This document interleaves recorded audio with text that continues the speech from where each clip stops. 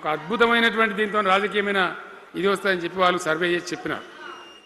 అది జీవన్ రెడ్డి గారికి ఉన్నటువంటి విశిష్టత. ఒక నియోజకవర్గానికో 10 మందికో కాకుండా తనకు ఏ హోదా లభించినా ఏ హోదాలో పనిచేసినా చాలా బ్రహ్మాండంగా ఆయన ఇక్కడ ప్రాంతం కోసం తపన పడ్డాడు. ఒక ఉదాహరణ మీకు కనపడుతుంది. పేరు ప్రతిష్ట లేని వ్యక్తులు గ్రాడ్యుయేట్స్ కాన్స్టిట్యున్సీలో ఎమ్మెల్సీగా నిలబడితే గెలవరు. ఆయన శాసనసభ్యునిగా ఇక్కడ ఓటమి చెందినా ఇమీడియట్గా మళ్ళీ ఎమ్మెల్సీగా పోటీ చేస్తే ఇక్కడ ఉండబడే విజ్ఞులందరూ కూడా బ్రహ్మాండంగా గెలిపించాను. ఎందుకు వాళ్ళు ఎందుకు అంటున్నా? అట్లా కాదు కదా. ఇక్కడ నేను మొత్తుకుంటున్నా, అక్కడ నువ్వు మొత్తుకుంటున్నావు, అర్థమవుతుందా?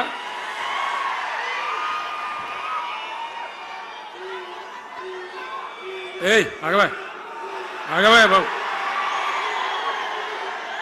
ఆగవాడు వెనక ఊరేటోడు మనోడేనా? విజయసారు మనోడేనా? మోపాయిండి ఐడియా కూడా మనోడేనా?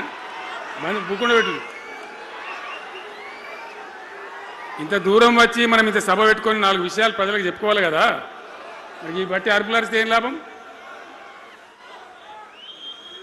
సో అట్లా జీవన్ రెడ్డి గారు తన రాజకీయ ప్రస్థానాన్ని ఒక సమితి ప్రెసిడెంట్గా ప్రారంభించి ప్రజా సమస్యల మీద పోరాటం చేసి సివిల్ లిబర్టీస్లో కూడా అడ్వకేట్గా నాడు ఎంతోమందికి పౌర హక్కుల సంఘానికి కూడా మద్దతు ఇచ్చి అచ్చమైన నికార్సైనటువంటి ప్రజా కార్యకర్త నిరూపించుకొని అంచెలంచెలుగా ఎదిగి ఇంతకుముందే ఆయన చెప్పినట్టుగా అనేకమైనటువంటి పదవులు ఆయన చూసినాడు. పదవులు ఆయన కొత్త కాదు. బ్రహ్మాండంగా శాసనసభ్యుని గెలవడం, మంత్రి పదవులు అలంకరించడం, అనేక రంగాలలో అనేక రకాలుగా పనిచేయడం అంతా కూడా మీకు తెలుసు. నేను కొత్తగా చెప్పే అవసరం లేదు. నేను ఒక్కటే మాట మీకు మనవి చేస్తా ఉన్నా. జీవన్ రెడ్డి గారు నేను మొన్న కలిసినప్పుడు ఒక మాట అనుకున్నాం. మేము ఎట్లా ముందుకు పనిచేద్దాం ఏంది, మేము ఇద్దరు మూలకోలం అనుకొని ఒక కుటుంబంలో అన్నదమ్ములాగా పనిచేద్దామని చెప్పిన నేను.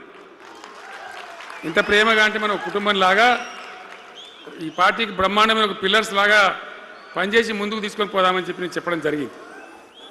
ఈరోజు పార్టీలో వారు చేరిన వెంటనే చాలా బ్రహ్మాండమైనటువంటి మనకు ఒక ఊపు వస్తూ ఉంది.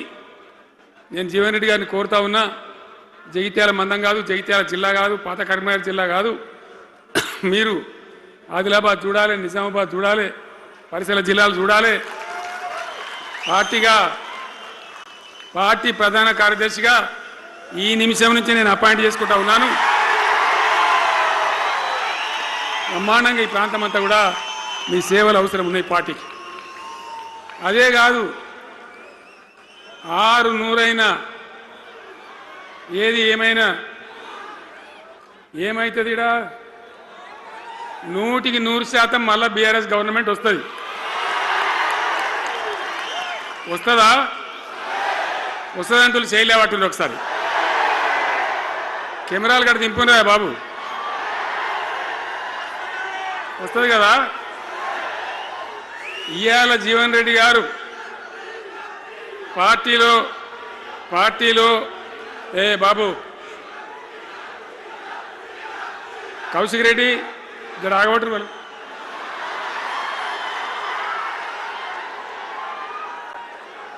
పార్టీలో పనిచేసి పార్టీ కోసం సేవ చేయడమే కాదు, రేపు భవిష్యత్తులో బీఆర్ఎస్ గవర్నమెంట్ ఏర్పడిన తర్వాత కూడా బ్రహ్మాండమైన పదవిలో ఆయన అద్భుతమైన సేవలు మీ జిల్లా మొత్తానికి అందించబోతాడు. తెలంగాణ రాష్ట్రానికే ఆయన సేవలు అందించబోతాడు. ఇది నా మాట, కేసీఆర్ మాట అని నేను జగిత్యాల గడ్డ మీద చెప్తా ఉన్నా. నేను ఎక్కడన్నా మాట ఇచ్చినా తప్పలే. కాబట్టి జీవన్ రెడ్డి గారిని మీరు జగిత్యాల మందం మీరు యుద్ధం చేయాలి. యుద్ధం చేసేదానికి ఆయన ముఖాబిలా మనిషే లేడీడా, మీరు సరిపోతారు. ఆయన నాకు అప్పచెప్పాల బయట పనిచేయడానికి. కరెక్టే కదా? అట్లే చేద్దామా? అట్లే ముందుకోదామా? జగిత్యాల యుద్ధం మీ వంతు, తెలంగాణ యుద్ధం మా వంతు. ఓకే కదా?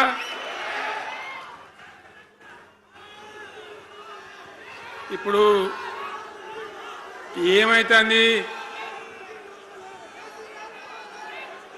ఏం కావాలి?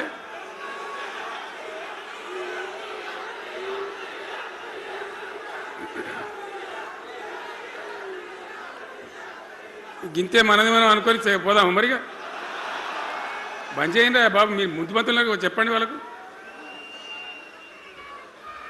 తెలంగాణ చాలా భయంకరమైన పరిస్థితులలో ఉండే. దుఃఖం వచ్చేది, ఏడుపు వచ్చేది.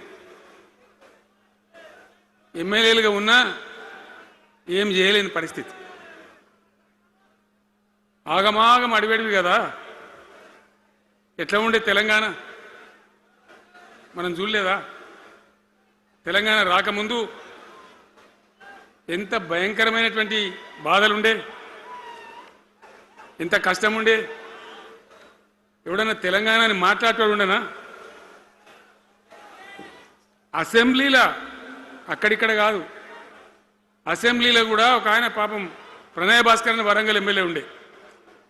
ఏదో విషయంలో ఆయన మాట్లాడబోతే, తెలంగాణని మాట్లాడబోతే, తెలంగాణ గిలంగాణ జాంతానే మాట్లాడదా, ఏది అసెంబ్లీలో తెలంగాణ అనద్దు అని నిషేధం.